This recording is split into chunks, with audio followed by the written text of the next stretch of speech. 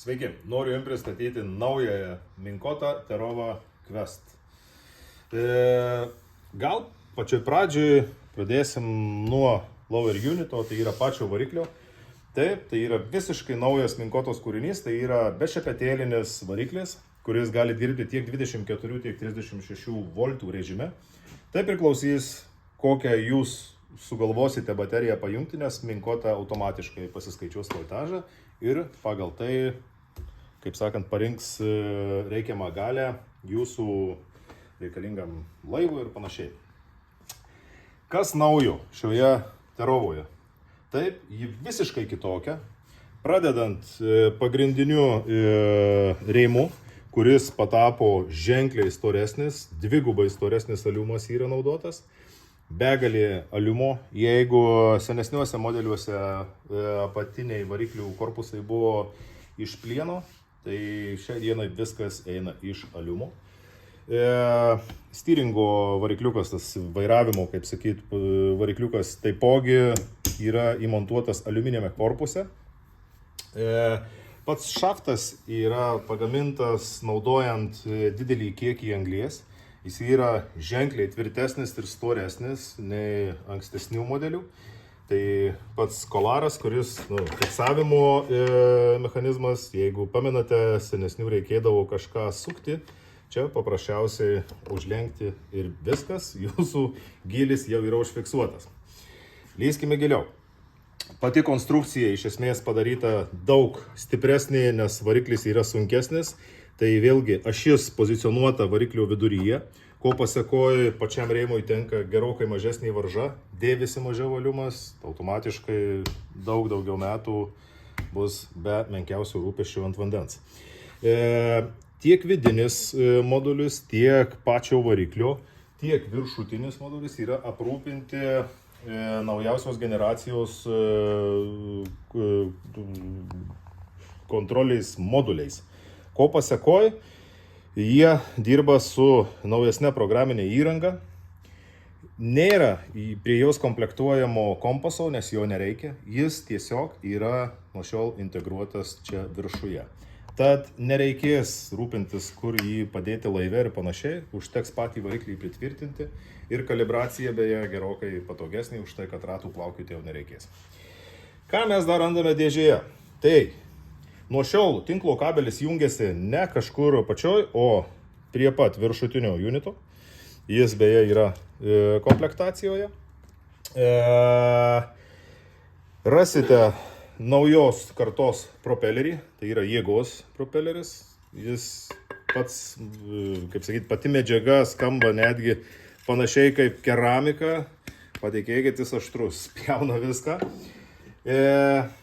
Daug problemų kildavo su adapteriais, kabeliais ir panašiai, nes nuo šiol galite visus variklius jungti tiek prie Helixo, tiek prie Apexo ar Solixo.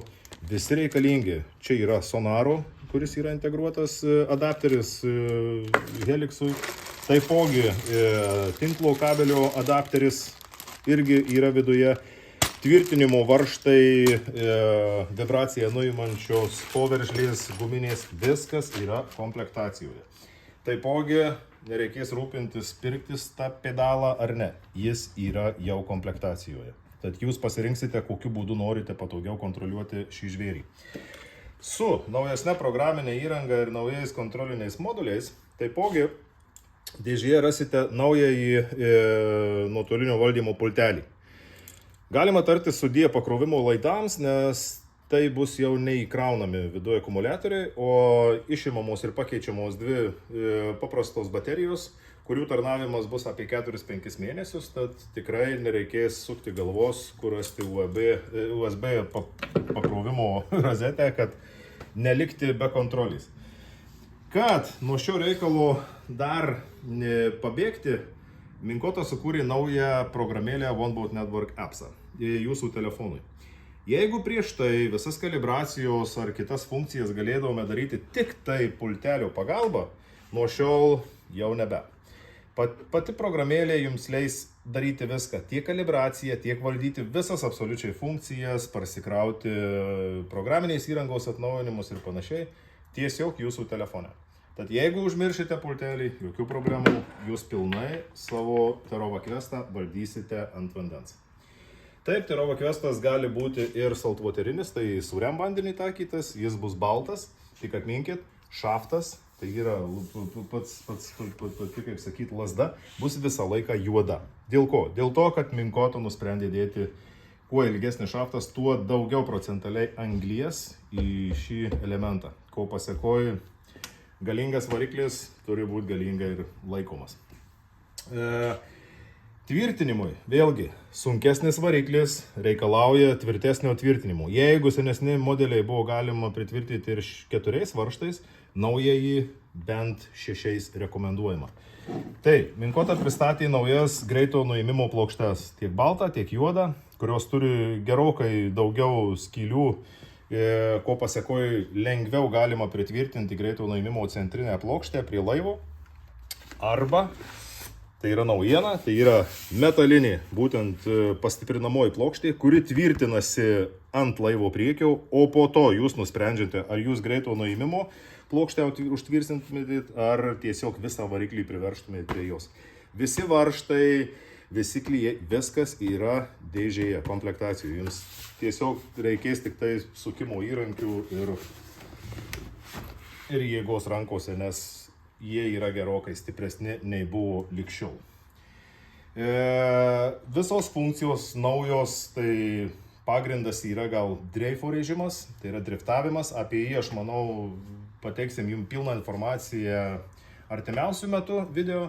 Bet taip, tai yra tai kad revoliucija, bet labai patogi funkcija spiningaujantiems žvejams, kuriems nuo šiol nereikės vadovautis dreifavimo vien tik pavėjui.